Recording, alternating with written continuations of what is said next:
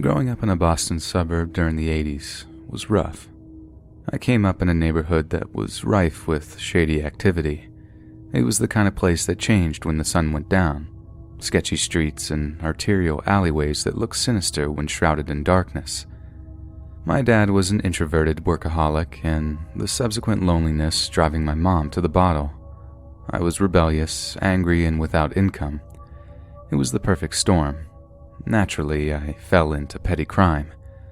School was a joke, a glorified daycare for hopeless kids with no future in anything but prison or the morgue.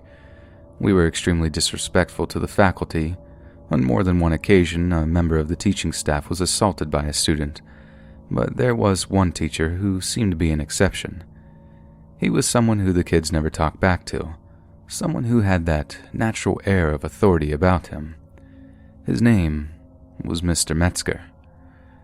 A few teachers at our school were a mess. Fresh college graduates who were only maybe a year older than the kids in our class, a couple of functioning alcoholics who smelled like vodka at 8:30 each morning, shirt buttons undone with loose, tacky Walmart ties complete with 5-day stubble. But not Mr. Metzger. He was always clean-shaven, his thinning gray hair combed over a bald patch on the crown of his head. He commanded respect. One Friday evening, my buddies and I were smoking cigarettes, cruising in a battered old Ford when the subject of Mr. Metzger came up. "You know he's a war veteran, right? Dude was a Marine or some crap, got a Silver Star for killing like 10 enemy soldiers in an ambush or something," one said. "I call BS," the other retorted. "Not everyone who served was some stone-cold killer. My uncle was in the Army motor pool, said he never fired a shot." "Nah, man. Metzger's hardcore. I heard he broke a kid's jaw breaking up a fight a few years back." "That kid's jaw was already broken, and if Mr. Metzger was in the Marines, he certainly never talked about it." Later that night, we pulled up to a small stucco house on the outskirts of Jamaica Plain. It was pretty unassuming, not the usual middle-class housing we targeted for burglaries, but my buddy in the back seat insisted. "You sure this is the right place?" "Dude, for the last time, yes. The guy buys and sells auto parts. There's always a buttload of cash stashed inside, I'm telling you. This will be a huge score for us." We parked around the block, scanning the area before we approached the house. Pulling out bandanas and balaclavas, we used them to obscure our faces from any potential witnesses. It was quiet out, almost pitch black if it wasn't for the dim fluorescent glow of orange street lamps. Breaking into the garage was easy. The rotting wood of a side door gave way from around the old rusty lock, and just like that, we were inside. But the interior of the damp, dark garage held no car parts, no sign of any mechanical work at all. I shot our insistent friend a scornful look. We should have just left right then and there, but we were young, foolish, and arrogant. We didn't want to walk away empty-handed. At the door to the main house, we listened for any sign of activity inside, and it was silent. I gulped, took hold of the door handle, and pulled. A short corridor led to a side room which was evidently serving as a kind of office space, with books and paperwork piled on an old desk. I crept inside while my buddies searched the rest of the ground floor for valuables. It was searching the office that I began to notice a few things about the person who lived here. Despite being time-worn and dilapidated, the room was incredibly orderly and neat. The contents of shelves were immaculately arranged, with one wall displaying a ragged-looking flag, red and blue with a yellow star in the center. I had no idea what country it was from, but I did get a feeling I'd seen it before somewhere. A section of wall was decorated with framed newspaper clippings. They were almost impossible to read in the darkness, but a shaft of pale moonlight creeping in through a grimy window drew my eye to one word in particular: Vietnam. Our late-night burglaries were always heart-pounding affairs, but an unfamiliar terror began to claw at my guts as I quietly slid open one of the desk drawers. There, sat next to the dull metal of a Colt 45, was some kind of necklace. Bumpy, wrinkled shapes, haphazardly strung together with a piece of cord. I squinted in the darkness, reaching inside to run a fingertip along one of the furrowed clumps. They felt textured, desiccated. I had a solid lump of fear in my throat, the hairs on the back of my neck standing on end by the time I realized what they were. They were human ears. I started to back out of the room, feeling the raw, palm-sweating terror coursing through me as my mind began to race. We need to get out of here. We need to get out of here right now. I could hear the creak of old floorboards growing closer to me by the time I saw something rush past the window. I stopped, peering into the street outside in time to see another shape, hurtling past the grubby pane of glass at full sprint. It was my buddies. I was alone with whoever was creeping up on me in the corridor behind. I turned in time to see him, standing in the threshold blocking my escape. I'll never forget the sound of the rhythmic inhale and exhale of air through his nostrils. The breaths sounded ragged, almost shaky, relaying the absolute fury and contempt that the figure felt for me. He stepped forward, his face momentarily bathed in the dim moonlight, features that were twisted by wrath, pale blue eyes that seethed with a predatory glare. It was Mr. Metzger. He lunged. I was fast, but he was faster, stronger, and possibly so. We struggled, grunting and growling as his rough, callous hands tried to wrap themselves around my neck. It was a practiced maneuver. It seemed instinctual to him. To my absolute horror, the black bandana that disguised me began to loosen, slipping down a little as we fought. If he sees my face, I'm dead. Blind panic set in. I threw myself forward, my forehead smashing into one of his eye sockets. His grip loosened. I thrashed and kicked as he cried out in pain, freeing myself just enough to be able to pull myself away from him and make a dash for the garage. I burst out of the house, tearing down the street as fast as my legs could carry me. Any second now he's going to aim that Colt 45 and blow my head off. I couldn't bring myself to look back. I didn't want to see him fire the shot that would end me. Dude was a Marine, killed 10 people. I'm going to be the 11th. Oh God, help me, I'm going to be the 11th.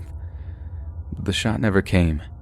Somehow I managed to reach the end of the street, ducking into one of the garbage-strewn alleys that meandered through the neighborhood like rat runs. I almost punched my cowardly friends when I finally caught up with them. They left me alone with that maniac, left me alone to die. Are you kidding me? You saw what was inside that house. We got out at the moment we saw what was in there, one said, attempting to defend himself. You could have warned me, man. You just up and left me there alone. That thing in the TV room, it was made of hair, human hair. My other buddy finally spoke up. His cigarette burned until the hanging ash seemed to defy gravity. Shut up, that was not human hair. We don't know what it was. Then tell him about the other thing, dude. Go ahead, tell him.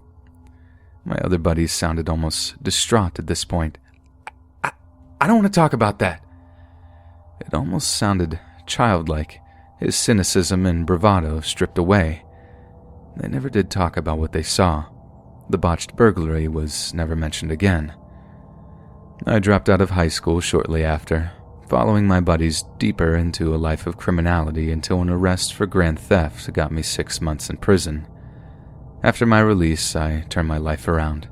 I got a job, earned my GED, and attended a local community college to study home improvement. I led a quiet life now. I'm a father and a husband.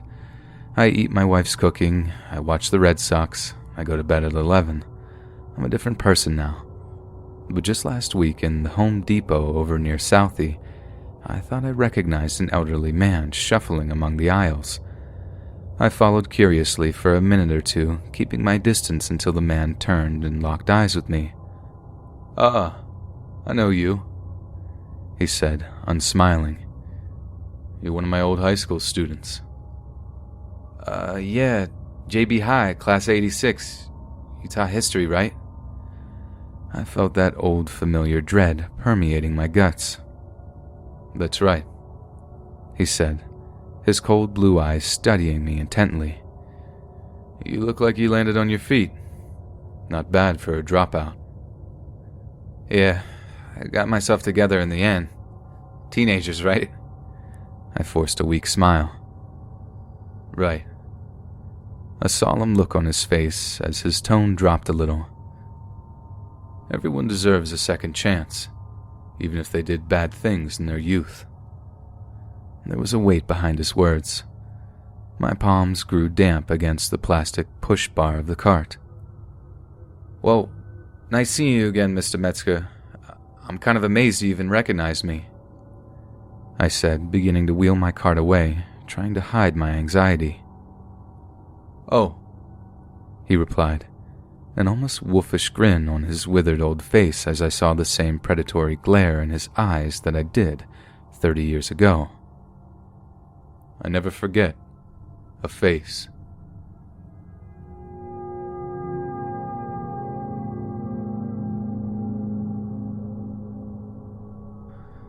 The education system here in the UK is a little different than the US. You see, we don't have a middle school. We don't have that kind of social buffer that separates children from young adults, so when you're 11 years old, you're suddenly dropped into a campus that includes larger, intimidating teenagers.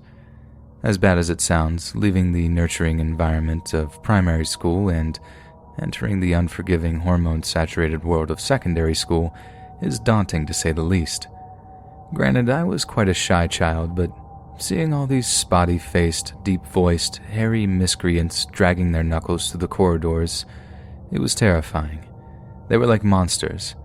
I didn't understand the things they did, nor the things they said. I remember just trying to keep my head down, try not to get noticed by any potential bullies. And so, that's where this story begins. With myself as a frightened, quiet boy in a place that made me dread having to wake up in the morning, homework, being popular, avoiding trouble, I thought that was as bad as it was going to get for me. I was wrong. The headmaster of the school was named Dr. Sylvester. He wasn't a medical doctor. He had earned the title in some lesser field, but he went by doctor nonetheless. He struck me as a cold man. His welcoming speech to the year 7s made secondary school seem like an ordeal we had to endure than an experience that would enrich us. The speech was emotionless, with subordinate teachers lining the old school hall like prison camp guards. The man was somewhat of a mystery to me, but then everything at the tender age of 11 is mystery. Every little aspect of life threatens and frightens. I remember feeling an immense pressure at the time, pressure to succeed, pressure to conform. I was told not to question things, that adults always had our best interests at heart. If only that were true. I recall it being a brisk autumn morning. Leafless, skeletal trees and piles of rotting leaf litter lined the pavements. We had French class at first period, by far the most loathed of the subjects I took. Not because I disliked the language. I was actually pretty good at it. The problem was the woman who taught the class. At the time, I had the notion that she simply disliked me, that I had offended her in some way that it was in my interest to correct. But in retrospect, it was clear she hated her job. The dreadful scenario of having broken free from an institution like school only to find herself right back in one, trapped. I understand why she was so contemptuous. Maybe she had a dream once, something she longed for only to find that it was late, that she was too busy. Just another one of life's little tragedies. During the middle of the period, as I watched the hands of the classroom clock moving painfully slowly, the dull silence of the room was interrupted by a shrill, piercing sound. It was the fire bell. Some of the children jumped, nervously whispering to each other as they awaited the instruction of the teacher. "Fire drill." The French teacher's voice was a flat drone. "Everybody line up outside the building." There was a touch of excitement in the air by then. The fire drill broke up the monotony of the long, boring school day. We gathered our belongings, filing out of the classroom as the teacher to the monotone murmur of single file. As you can imagine, other classes were also doing the same, so before long, there was quite a number of children, all walking down one long, locker-lined corridor. I had been in fire drills before, obviously, so I was no stranger to the actual drill. But there was something different about this one, something which wafted through the corridors towards and washed over the already nervous children. We could smell smoke. Something was actually burning. The most terrifying memory of the event wasn't the fire itself. It wasn't the ominous smell of burning plastic or the cries of frightened students who were beginning to panic. It was the look on the presiding teachers' faces when they realized the very real danger we were in. At that age, adults seemed invincible, like they can solve every problem and then some. I had never in my short life seen a look of terror so pure on a grown-up's face. It chilled me to the bone. With anxious voices, the teachers herded us to the nearest exit. The intensity of the smoke increases as we moved. Pouring out of the building, we could see the far wing of the school building as it burned, wildfires dancing among thick black smoke. Then the screams began. Children turned in the direction of the building's burning section, pointing and screeching as a figure emerged from the conflagration. It was engulfed in flame, a walking inferno whose cries of pains were burned up before they could leave charred lips. Then there were sirens, flashing blue lights, and men that wore fluorescent uniforms. Paramedics tried to stifle the blaze on the burning man. The sight of his charred, smoking corpse had children in tears as teachers barked at them to look away. But looking away didn't help. Even when I closed my eyes and put my fingers in my ears, I could still smell it. I could still smell the burning flesh. The school actually closed down for a week while the damage could be assessed. Local authorities offered to pay for trauma counseling for the entire teaching staff and student body. Our class, along with our respective parents, attended a group session at a nearby community center. I didn't understand any of it. I didn't understand why we would want to all sit around and talk about something so terrible, why we all weren't just at home trying to be happy, trying to forget. It's terrible to say so, but I considered the time off as a sort of special holiday. I was allowed to play video games for as long as I wanted. My parents even bought me a new game. I could tell they thought I was upset, that they were trying to be good parents. I just didn't question any of it. Like I said, I just thought it was better to try to forget. Why would I want to remember the sight of that burning man climbing from the debris? Why would anyone want to remember that?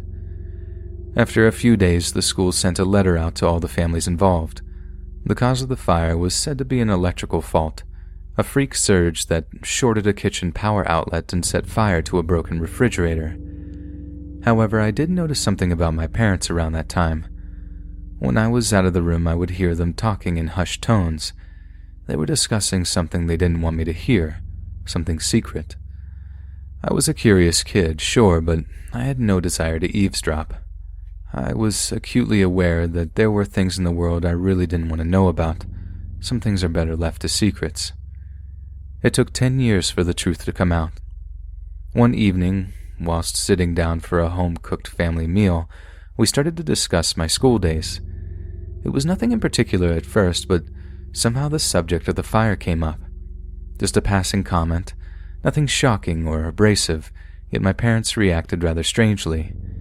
My dad put down his cutlery and cleared his throat, giving my mom a long, serious look. She did the same, sighing before she turned to me and spoke. "Alex, you remember that fire at your school, right?" I nodded. Of course I did. The school held a service for the burned janitor when he passed over from his injuries. "Well, we didn't tell you the truth back then about the fire. We're sorry. We hope you understand that we did what we thought was best at the time." I stayed silent, my eyes darting between my parents, simply waiting for whatever it was they had to say. "The thing is, son," my dad took over, taking my mom's hand in his and giving it a loving squeeze. "That fire was no accident. Someone set fire to the school, tried to burn it down. With all the children inside," Mom interjected. She brought her hand to her mouth and her voice began to crack, fresh tears twinkling in the corner of her eyes. My dad just hushed her, comforting her softly before he continued.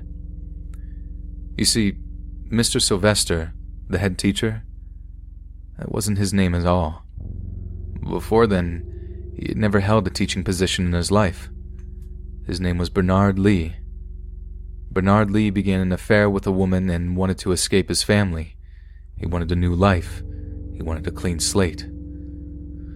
So one night, while his wife and children were sleeping, he doused their home in petrol and set it ablaze. My mom was sobbing at this point, tears rolling down her cheeks, but she still managed a few final words.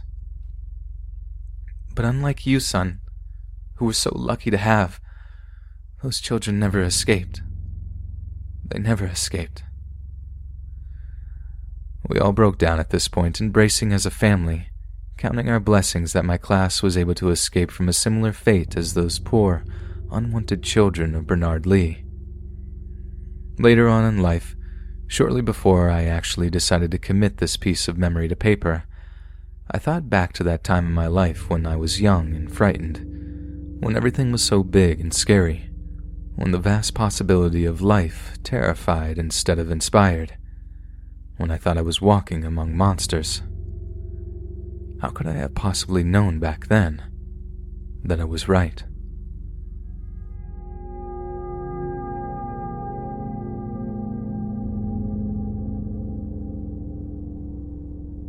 It's been a long time since I graduated high school. So long that it feels as if it's all an event that occurred in another person's life.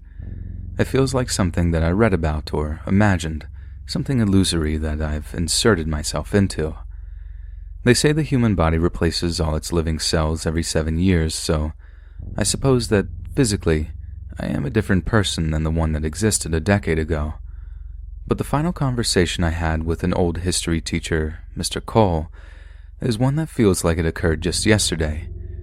For almost 15 years, I had replayed the interaction in my mind over and over again. It's something I don't think I'll ever forget. He was standing out of sight from the main crowd, around a corner of the main school building. He wore his sandy brown hair in a rough ponytail, facial hair raggedly fashioned into a handlebar mustache. A cigarette burned between his fingers, adding to the brown nicotine stains that colored the tips. Something struck me about the way he looked at me as I took out my own pack of smokes and asked him for a light. He didn't see me as a student anymore. There was a coldness in his gaze. Something else, too, a kind of pity or disgust in his eyes. Half of me expected him to scold me for feeding such a filthy habit, but he didn't. He didn't say a word as he reached into the pocket of his worn, faded jeans and pulled out an old Zippo. We talked about growing up, about how I was ready to go out into the world and find myself as a person. I asked him how long it took for him to do the same. I used to think about it a lot, he said, looking off into the near distance. But you reach a certain age and you know who you are. I live in a little condo near a bar, just on the edge of town, work 9 to 5, then in between I drink. And there ain't nobody there to stop me. I know who I am, and after all these years, there's a kind of victory in that. I'd never heard him talk this way before, never in this tone. He wasn't the Mr. Cole that kept his history class gripped with tales of yore, passionate speeches about life and liberty that had him greatly respected around campus. He seemed defeated. He seemed broken. Mr. Cole wore a wedding band, but it occurred to me that he never mentioned anything about a family. I chose not to ask. We talked about what I had learned at my time attending the school. He listened, he nodded, but I got the impression he was uninterested, somehow unimpressed. This irritated me a little. Sure, my answer was full of cliches and platitudes, but to dismiss my experience in just a glance grated against me. I asked him what he had learned in his time teaching there. Some days, I wish I didn't ask. Some people in this town act like they're not even aware that the outside world exists. They might as well be living in a cave. This place is a gutter, one giant trailer park just floating through the universe, somehow apart from it. But that doesn't mean they can't be happy. It doesn't mean they don't have value. I mean, there's no shame in being consciously happy while being unconsciously ignorant. That's just it, kid. They're consciously ignorant, he replied, crushing the burned-up remnants of his cigarette under his boot before lighting up another.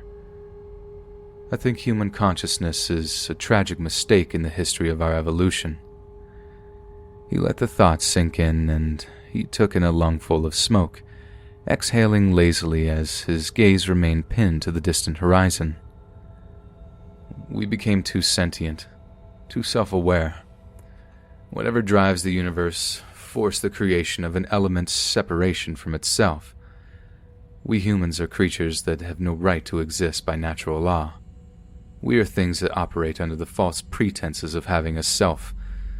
This chaotic mess of senses and feelings, all somehow totally assured that we are each somebody, when in fact, we're all just nobody." "So, I'm guessing you're not a religious man," I said, feeling rather accomplished as he chuckled at my response. "Religion? Man, now there's a thing." There was a faint smile on his face, as if the very thought of it amused him. A transfer of fear and self-loathing to a figure of divine authority. I can understand the catharsis. God soaks up their doubt and pain with his perfect Star Wars narrative. "I don't know, sir. Sounds like you could do with a little old-time religion," I replied, finishing my own cigarette, but not hearty enough to immediately begin another, unlike Mr. Cole. "If it's good enough for Grandma, right?" He smiled again.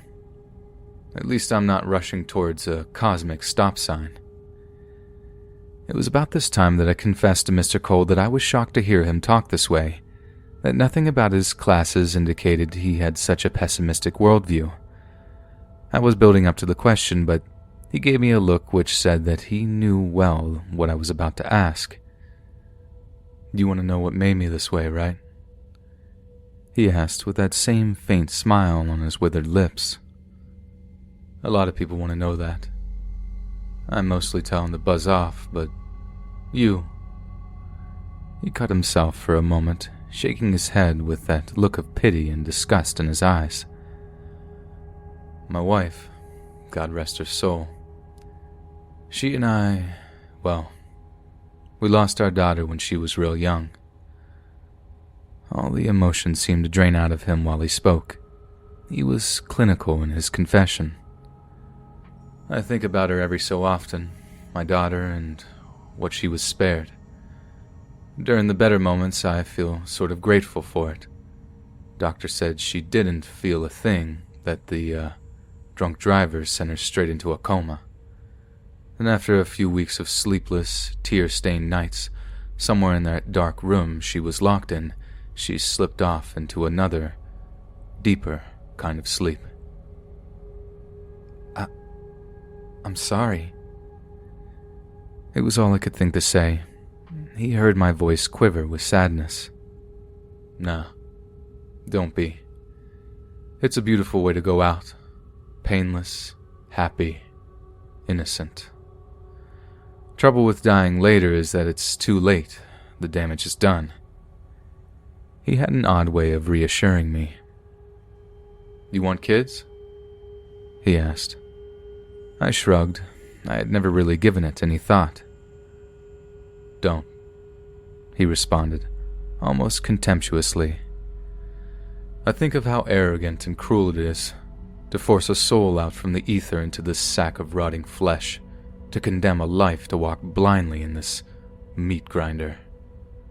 Sometimes I think I should go thank that drunk for getting behind the wheel after one too many. They spared me the sin of being a father." I confided in him that I believed there was more to life than just soul-crushing pain and grinding worthlessness. That now, more than ever, people can act in ways that can change the world for the better. He disagreed. "You see, this is what I'm talking about," he said, evidently growing a little frustrated as he threw down his second cigarette and repeated the action of stamping it out. "Sure, there are broader ideas in play, mainly what is shared between us as a species for our mutual illusions." "Ever seen a dead body?" he asked me. I nodded slowly. "Then you'll know. You look in their eyes. Even in a picture, you can still read them. You know what I see? I see that they welcomed it when it finally came. Not at first, but right there in the final moment. It's relief. They were afraid, and now they see for the very first time how easy it was to just let it all go. In those last few seconds of life, they saw what they were, what they had always been. You, me, them, this whole comic tragedy was never more than thrown together presumptions and stupid blind will. And what you need to do is just let go. To finally know that you didn't have to hold on so tight. To realize that all your life, all your love, all your hate, all your memories, all your heartache, it was all just the same thing. It was all the same dream. A dream that you had inside a locked room. A dream about being a person. Mr. Cole started to walk away, the keys to his truck jangling as he pulled them from his pocket. Good luck, kid.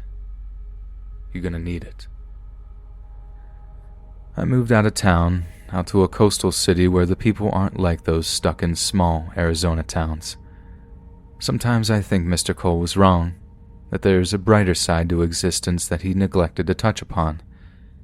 But sometimes, in darker moments, as I'm lying in bed after long days spent working in a cramped, sterile office space, Mr. Cole's words run through my mind. They bounce off the walls of my skull, refusing to relinquish my fears, feeding on my doubts. It's in those moments that I know Mr. Cole was right.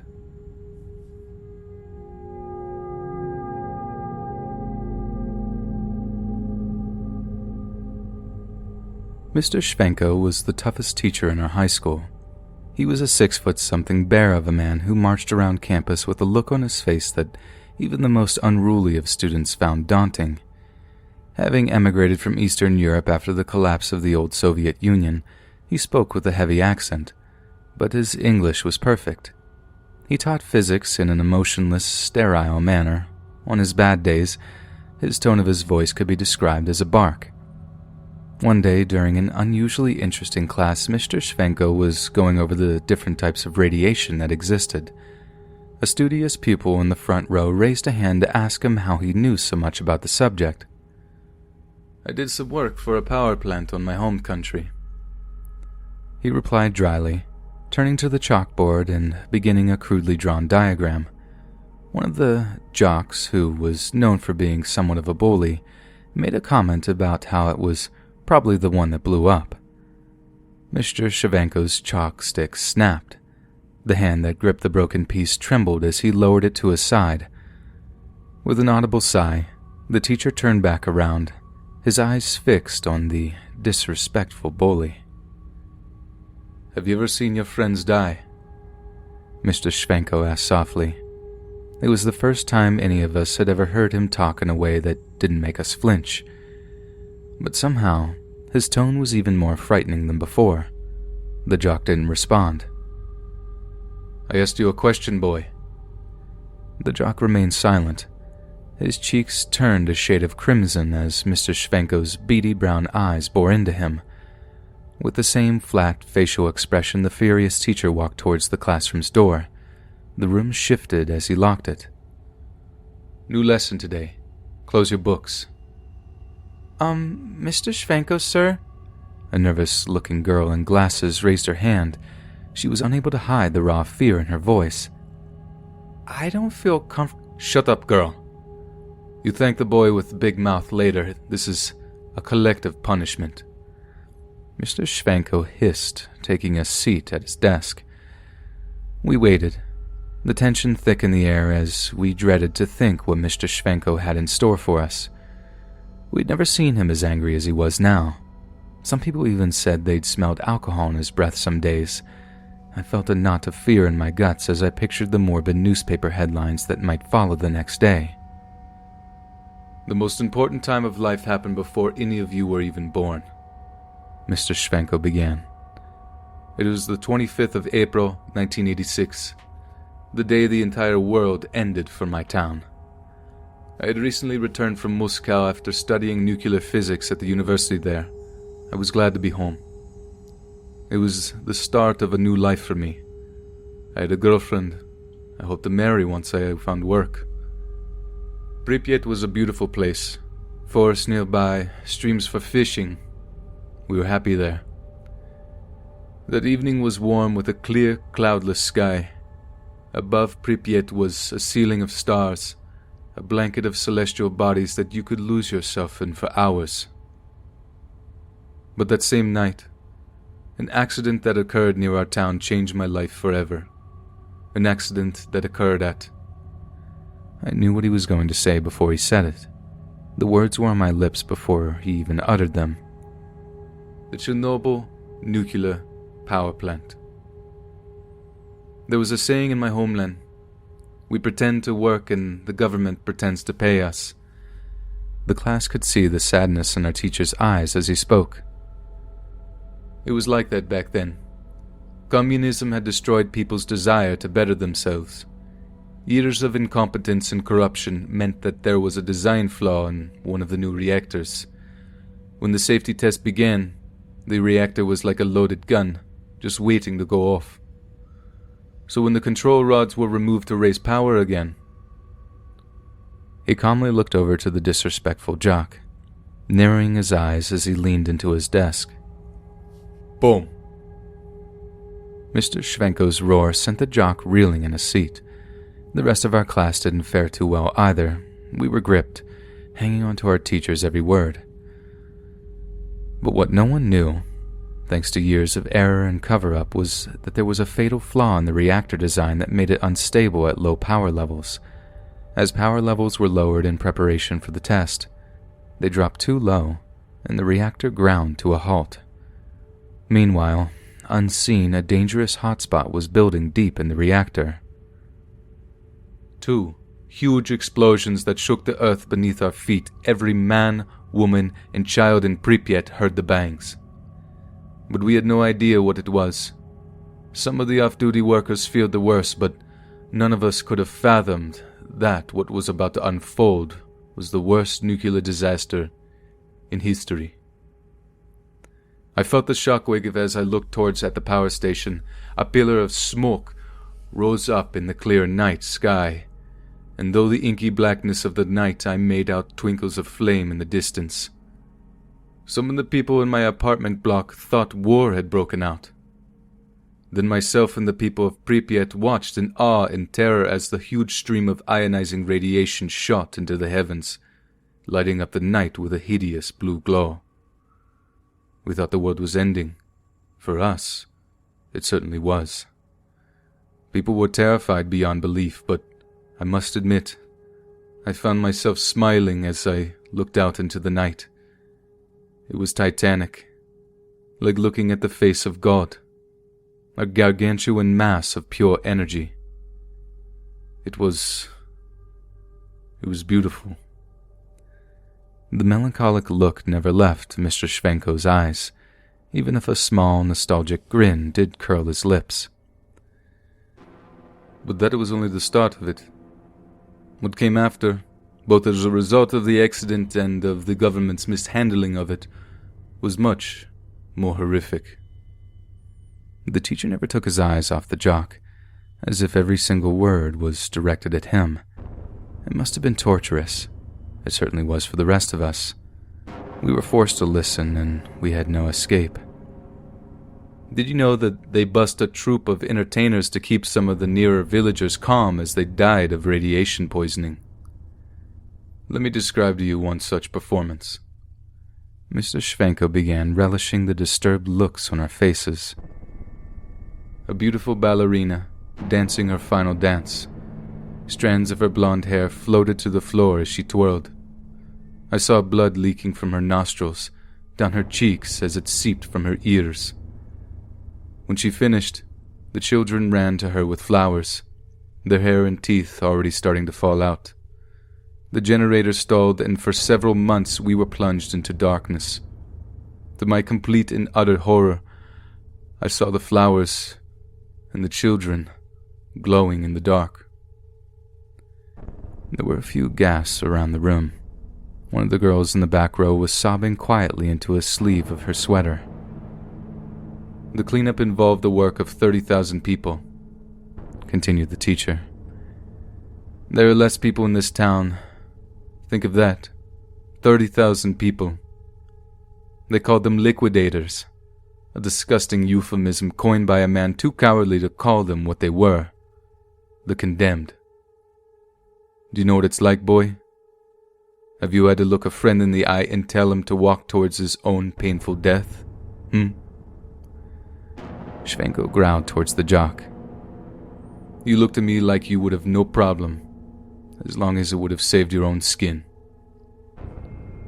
4 million people suffer today from something that happened 30 years ago. 4 million. He stood up, walking slowly towards the desk that sat the now terrified jock. And you think this is funny, yes?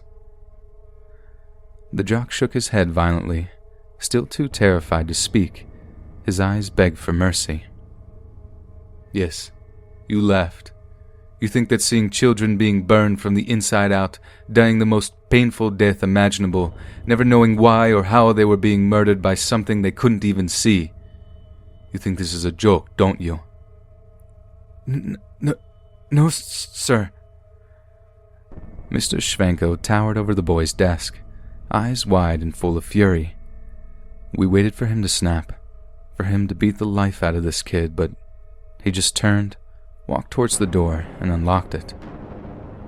Class dismissed, he murmured, sinking back into his seat. I've never seen a classroom of kids move so quickly in my life. Not even on the last day of school did we tear out of the building like that. But on the way out, I slowed, stopping near Mr. Schwenko's desk and feeling the anxiety build. Mr. Schwenko? He looked up at me, that same sadness filling his eyes as I spoke. I'm sorry. He just nodded, and without another word, I departed.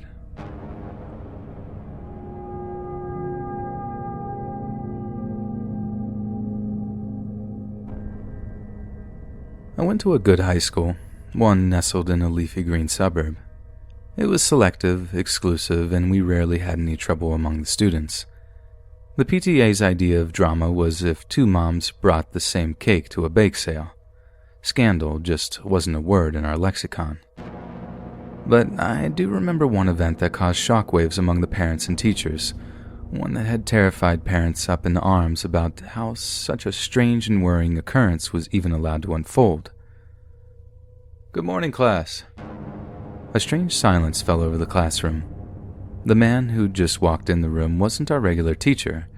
In fact, none of us had ever laid eyes on him in our lives.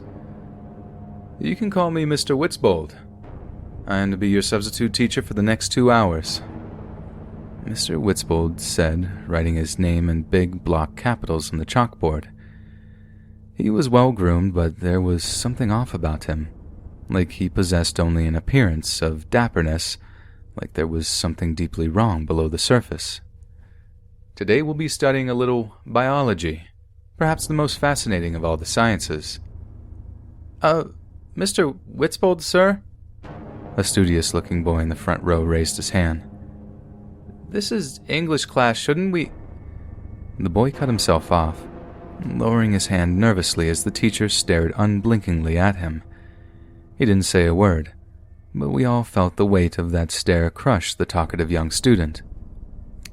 As I was saying, the teacher continued, today we'll be studying biology, and I promise not a single one of you will find today's lesson boring. The respiratory system is perhaps one of the most complex the body possesses. Mr. Witzbold began, drawing a rough diagram of some lungs on the chalkboard. Its function is to transfer extraneous oxygen to the body's cells via hemoglobin in the blood. Can any student tell me how long the body can survive without oxygen? The substitute teacher turned and faced the class now, the smile on his face somehow too wide. We shifted silently in our seats. 3 minutes, continued Mr. Witzbold, It takes just 3 minutes for the body to experience what is known as hypoxia. Should oxygen delivery to cells become insufficient over a prolonged period of time, the subject's brain shuts down into a comatose state in order to preserve oxygen. If a ready supply is not returned, well, complete cell shutdown occurs. However, time until expirations is even less in the vacuum of space. Back in 1971, the Soviet cosmonauts died when a systems fault caused their spacecraft to depressurize, shortly before re-entry into the Earth's atmosphere. The crew died within 30 to 40 seconds, as air pressure is required to deliver oxygen to the brain. Isn't that fascinating? It wasn't the morbidly academic descriptions that disturbed us. It was Mr. Witzbold's delivery. He seemed fascinated by such morose information, like it gave him great joy to educate us on it. I find the human body to be enthralling, you see. The thin, sickly-looking teacher wandered back and forth before the class as he spoke. So durable, it's so fragile. Our spirits can leave an indelible mark upon the world, yet our bodies are mere shadows and dust. For example, mankind has mastered every terrain planet Earth has to offer. Take the hardy Bedouin of the Arabian deserts, or the resilient Eskimo of the Arctic Circle. Yet can anyone here tell me how much body temperature is required to drop before ill effects are felt? Again, the class was silent. Some fidgeted nervously in their seats, feeling the tension hanging in the air as Mr. Witzbold stalked the rows of desks. Just 2 degrees. If core temperatures falls by a trivial 2 degrees, hypothermia begins to set in. Low temperatures change the speed of different chemical reactions that the body needs to continue functioning. Slowing them throws delicate systems out of balance. The person will start to lose consciousness. The heart will then lose its rhythm. Cessation of vital signs follows at about 24 degrees when the heart stops. The mousy girl who sat in front of me visibly shuddered. A similar minuscule rise in body temperature can also be catastrophic to a person's health. At temperatures higher than 41.5 degrees, a person may begin to suffer from convulsions. Irreversible brain damage can occur at temperatures above 42.5 degrees. The blood thickens and slows. The kidneys stop working. The heart muscle can be damaged and skeletal muscles start breaking down. Essentially, this is what we call and describe as a multi-organ failure, but more specifically, it's when the brain begins to cook. You, stand. Mr. Witzbold pointed towards the shy, mousy girl sitting in front of me. She sat up in her chair, horrified that she was being selected for anything by such an eerie individual. Mr. Witzbold slid the chair from behind the teacher's desk and placed it at the head of the class. Sit, he commanded, his tone still warm and friendly, his smile still far too wide. Slowly, the shy girl rose from her seat, treading carefully up the aisle of desks with a terrified look in her eyes. She was practically catatonic by the time she sat down in the teacher's chair, beyond mortified. Now, despite being so incredibly fragile, the human body is, in many ways, immensely durable. Mr. Witzbold was standing behind the shy girl now, standing perhaps just a little too close. For example, if I were to take a large, sharpened implement and remove this promising young woman's head, the nervous system would actually continue to function, if only for a short while. Electrical energy trapped between synapses might well cause her decapitated body to stand and take a few panicked steps before crumpling, while the eyes continue to send images to the visual cortex. In all likelihood, she would be able to watch the entire fascinating performance unfold. Isn't that something? The shy, mousy girl, hoping that Mr. Witzbold's macabre demonstration was over, began to rise from the teacher's desk. To her absolute horror, she found his hands on her shoulders, forcing her back down into the chair. "Where do you think you're going, my dear?" he asked with a wolfish grin.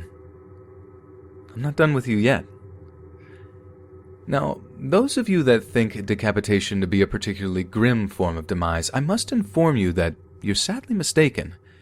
There are many, many worse ways to expire. Mr. Witzbold kept his hands on the shy girl's shoulders. Scaphism, sometimes known as the boats, was a method of execution designed by the ancient Persians to cause as much suffering as possible before death. He began. The class was on tenterhooks now, hanging on to his every word. The only accurate descriptions that we have are from the Persians' oldest rivals and mortal enemies, the Greeks. The victim would be trapped inside a bath or hollowed-out tree trunk with just their head, hands, and feet protruding. The subject would be force-fed milk and honey to the point at which they developed horrendous diarrhea. At this point, more milk and honey would be poured all over them, particularly the hands and face. The class was utterly dumbstruck, unable to quite believe what they were hearing. The idea was that as the boats filled with the aforementioned milk and honey, biting and burrowing insects would overwhelm the subject, inflicting a horrendous kind of torture. The swarm would simply drive the victim mad as this combined with whatever injuries were inflicted.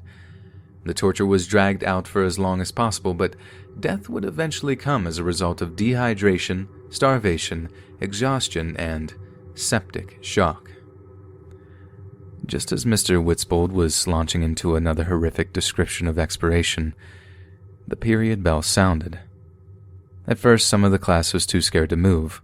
We normally rushed out of the room as soon as the period was over, but this was different. We were rendered almost immobile by the torturous words of the substitute teacher. Complaints were made, and an inquiry was held. Parents wanted to know just how such a man could slip through the system. Some took their children out of the school, citing trauma and stress disorders brought on from the experience. I know I never, ever saw the shy, mousy girl at school again. As a matter of fact, I never saw or heard of Mr. Witzbold again. But that's something I find myself thanking God for every single day.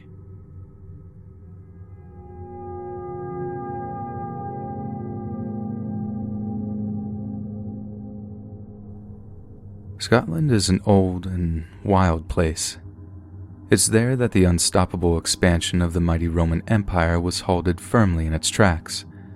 Legionnaire veterans, hardened by years of armed conflict on the savage fringes of the Imperium, were turned back once they reached the land that they called Caledonia. It had always been somewhat of a mystery to my high school history teacher as to why such a powerful, organized force stopped in its tracks. Some scholars note the lack of natural resources, explaining that the Empire had nothing to gain from conquering Scotland. But thick, ancient forests would have yielded millions of tons of lumber to fuel the Empire's war machine, not to mention the abundant red iron ore buried in Scotland's vast rolling hills. Regardless, Mr. Lennon believed that the answer to the age-old question actually did reside in the land's seemingly infinite, impenetrable forests. For there is something that exists in the dark, damp woodlands of old Caledonia, something that was once worshipped before it slipped into rumor and legend, something that was here long before humanity and will be here long after we're gone. We were excited when Mr. Lennon informed us that our class would be eligible for the week-long field trip to Edinburgh. In hindsight, maybe we shouldn't have been. As Americans abroad, we were often objects of curiosity, viewed as practically exotic by many of the local populace. Two of my buddies and I formed a kind of homesick Americans club who saw themselves as a trio of marauders from the old colonies, pillaging the lands of their ancestors. "It'll do us a world of good to take a break from city living," Mr. Lennon said with a wide smile, stepping off onto the railway platform of a small Scottish town. "Some of you kids are unaware that there's a world outside of your cell phones."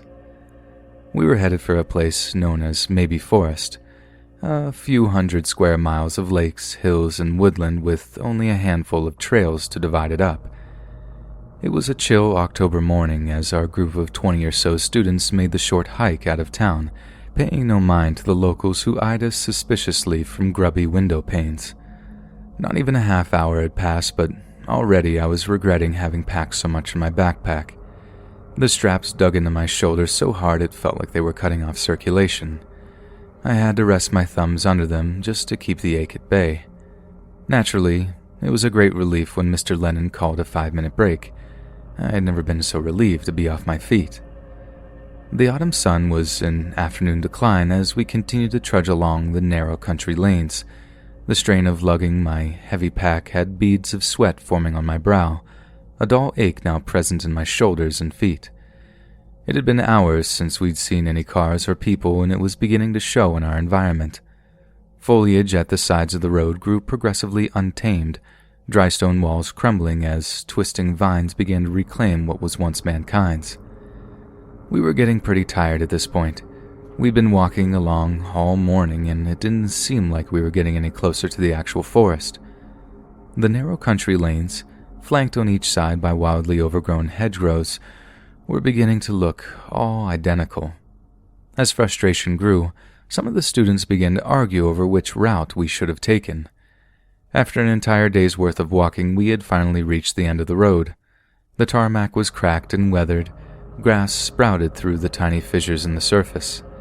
It was here that the road literally and physically ended, swallowed up by nature as the vast sprawling forest opened up ahead of us. It struck me as deeply unnerving seeing a road so inexplicably abandoned. It was primeval. Millions of huge, dense pines that spread out before us like an ocean of dark green. I'd never seen anything quite like it in my life. By this point, the sun was beginning to sink towards the horizon, transforming the sky's deep blue into magnificent shades of pink and orange. Despite being hungry, thirsty, and disgustingly sweat-soaked from our exertions, we decided to push on. We had to. After all, darkness was drawing near. Moving through the forest itself was hard work. Pine needles dug into exposed flesh while small biting insects feasted on us, causing huge, itchy welts. Walking behind someone meant that thin, spiky branches would whip back into your face. Sometimes we would find a little clearing. Somewhere the trees opened up a little and we would get a good look at just where we were. It was an ancient, ethereal forest, beds of moss spreading out before us. Mr. Lennon remarked that we must have been 15 to 20 miles away from the nearest piece of farmland, even further from the nearest village. It was agonizing.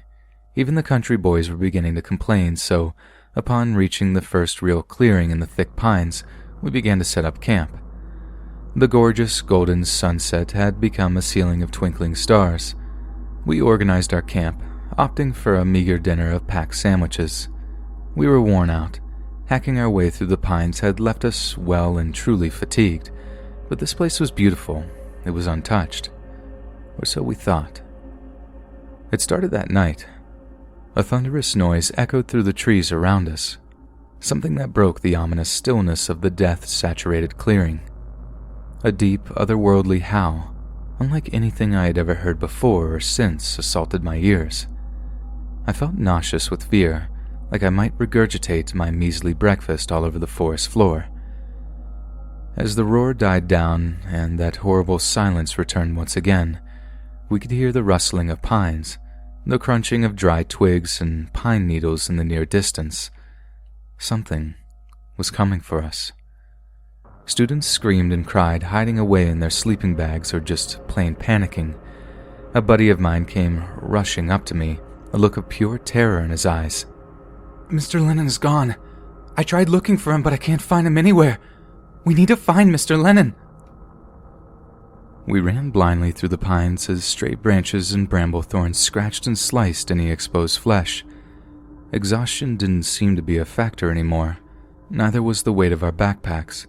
We tore through the forest at breakneck speeds, fear and adrenaline providing strength and stamina that seemed almost impossible. Eventually, I saw something through the inky blackness of the night, something illuminated by a shaft of pale moonlight. There were huge pine trees, twisted and deformed, their roots and limbs winding together in a kind of arcing cradle. Beneath them, a large shallow pit that had been cut away from the earth. Every inch was filled with bones. Entire rib cages jutted out from the soil like animal traps. Long femurs, yellowed and broken with age, were arranged into intricate patterns in the earth beneath us. Centipedes and lice crawled out from the open eye sockets of cracked skulls, their jaws hanging open in a silent scream of death. There must have been hundreds, if not thousands, of human remains half buried in the earth before us. As my eyes returned to the twisted mass of branches and roots above us, I noticed a doll glittering among the network of woven tree limbs, withered steel helmets, still with a few slivers of red plumage, brass jewelry that had been intricately stitched into the patchwork of dry bones. Roman coins, more than 1,000 years old, were pressed so hard into the dying timber that the trees were growing up and around them, half consuming the small pieces of bronze. Kneeling before it all was a shirtless, hunched figure, its torso tattooed with strange, ethereal designs. They were roughly inked, not the word of a professional artist. No, they were crude, ritualistic images. The figure was whispering something soft but rabid, repeating the same few sentences over and over in a guttural, ancient-sounding language. The howls were louder now, closer to the camp.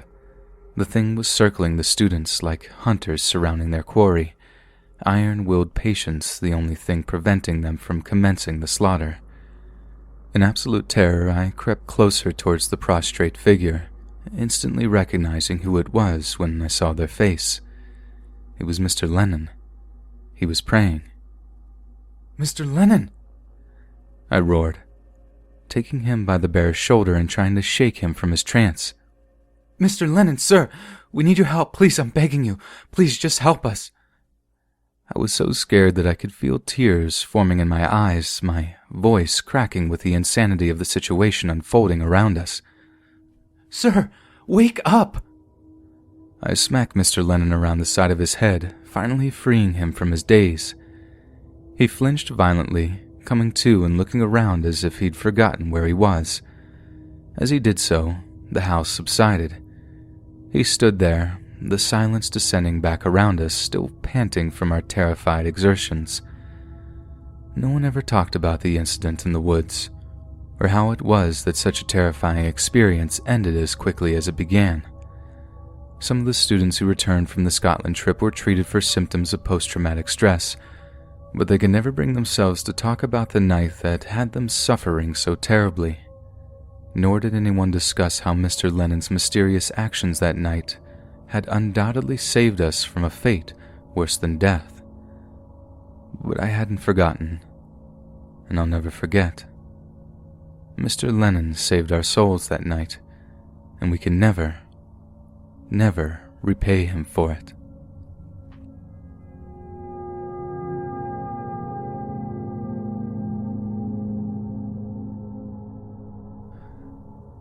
My secondary school was old. When you're a kid, everything that was around before you were born is old, but the Blue Coat School for Boys was practically ancient. Founded in 1708 by the Reverend Robert Stithe, he envisioned the school as an institution for teaching poor children to read, write, and cast accounts.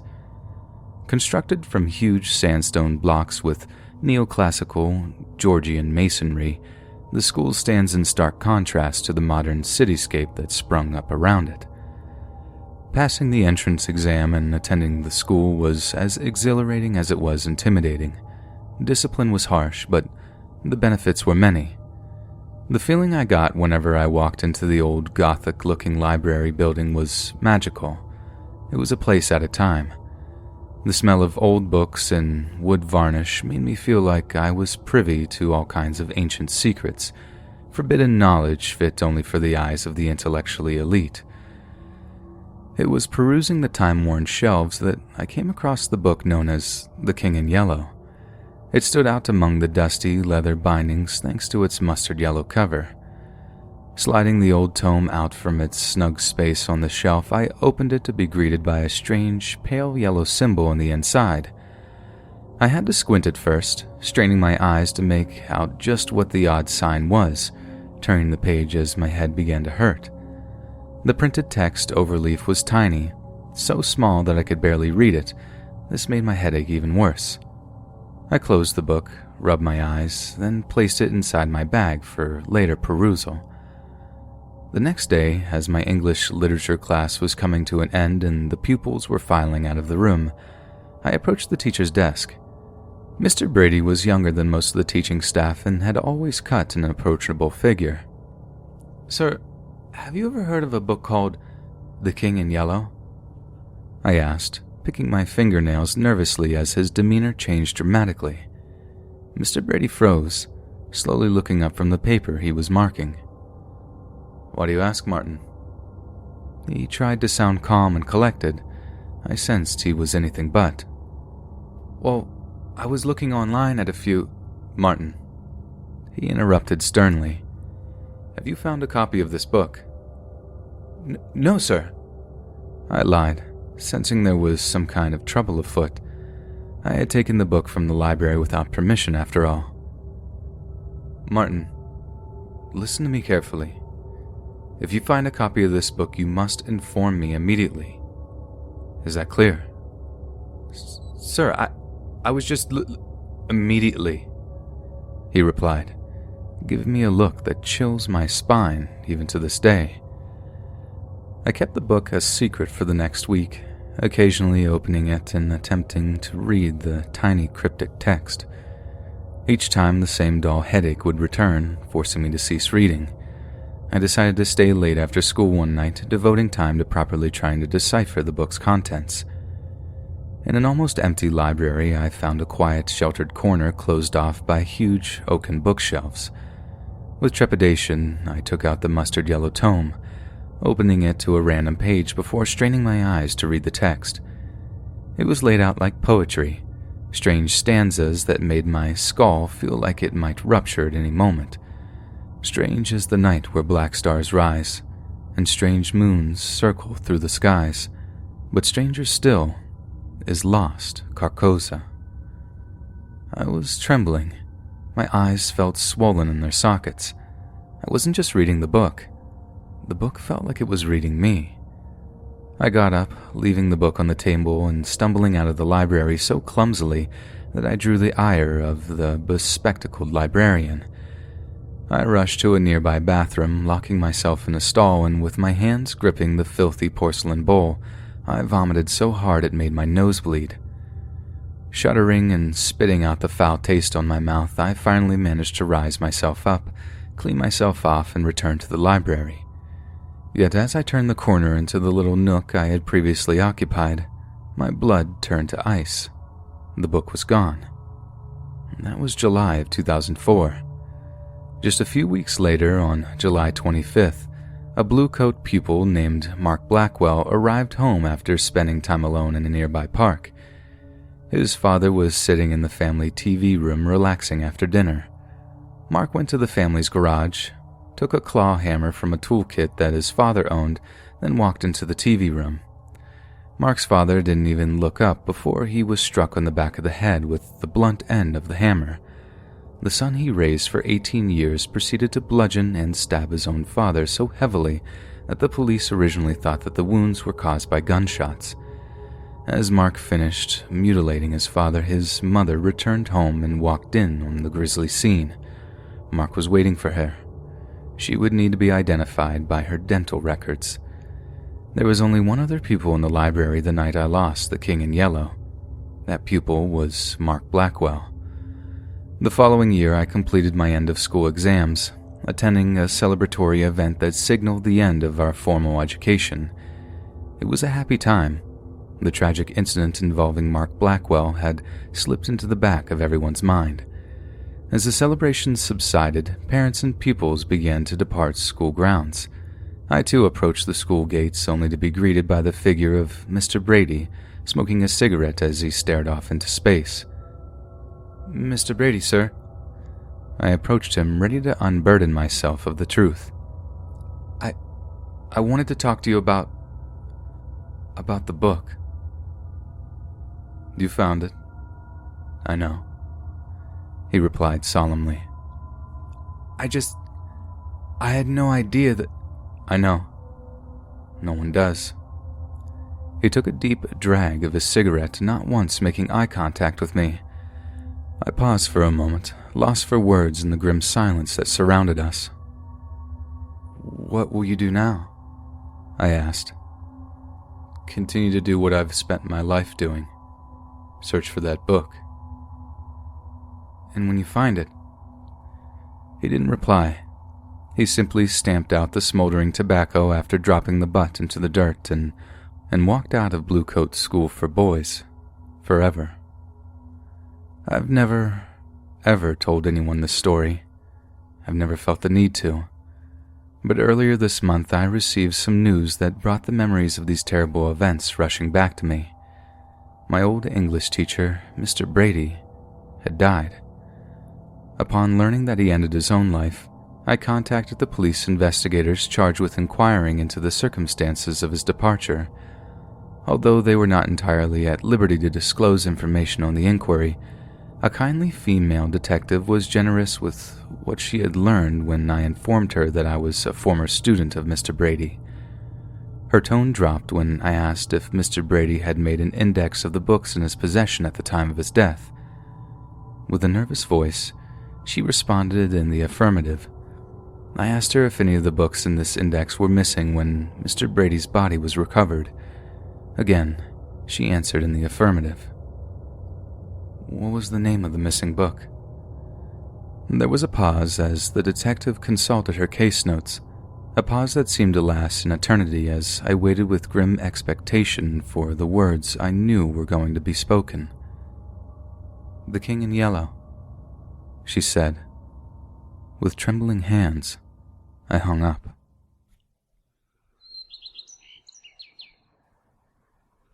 The Let's Read podcast is brought to you by Wix, your one-stop shop when creating your very own custom website for your business or interests.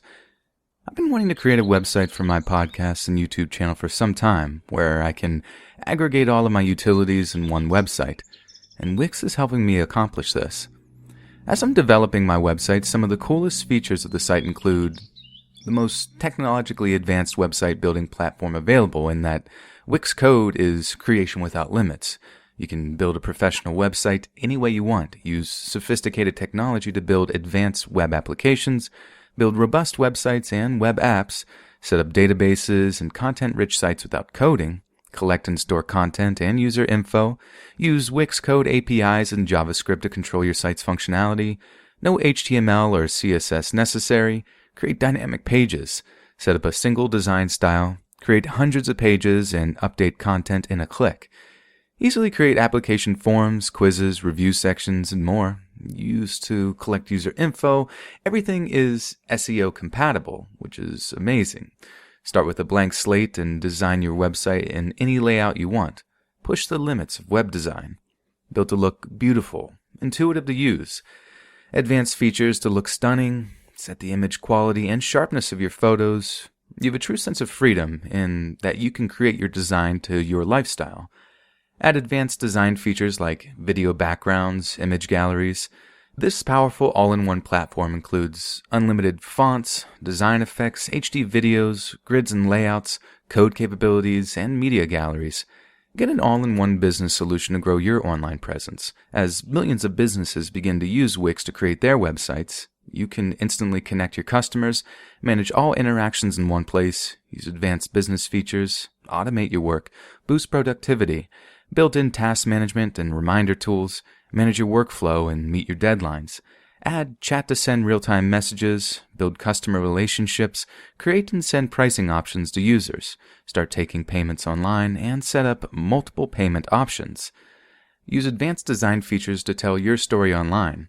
Build your site with artificial intelligence that actually kind of pulls together all the particular things you have in your different social media websites, such as my example would be YouTube and Twitter and Instagram, and it kind of pulls it all together to create a very customized website specific to you, which has been incredibly helpful so far when getting started. Get complete personalization of your site, use actionable analytics to solve, any sort of IT problems you have, voice recognition capabilities, and chatbots, which is pretty amazing. Now, All of this is something that I'm in the process of building and learning as I go along with Wix, which is amazing because they're really making it incredibly easy. Now, if this sounds like something that you would be interested in getting involved in, you can get started now by going to wix.com, that's wix.com/podcast to get 10% off. Wix.com/podcast.